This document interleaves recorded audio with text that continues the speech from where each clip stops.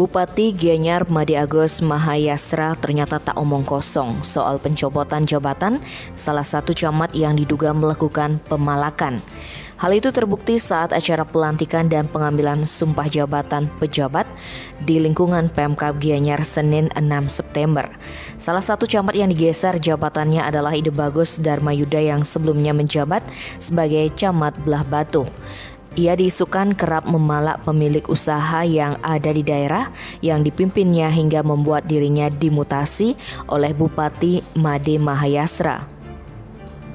Terkait hal tersebut, Ide Bagus Darmayuda yang kini menjabat sebagai Sekretaris Dinas Perumahan Kawasan Permukiman dan Pertanahan dengan tegas membantah soal isu tersebut. Dikonfirmasi via telepon Senin 6 September, Darmayuda mengatakan hal itu merupakan fitnah.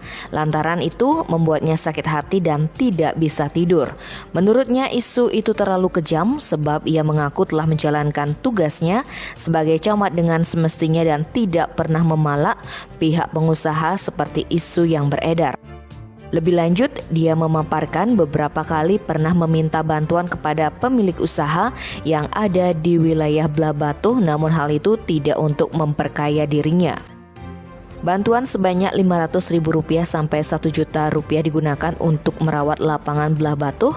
Dia pun tidak pernah memaksa. Ia menduga isu itu sengaja dihembuskan oleh pihak yang tidak suka dengan dirinya dan Bupati Gianyar tidak tahu yang sebenarnya terjadi. Bupati Gianyar Made Mahayastra membenarkan oknum camat yang dicopot bernama Ide Bagus Darmayuda yang sebelumnya menjabat camat Belah Batu. Tim Bali Express melaporkan.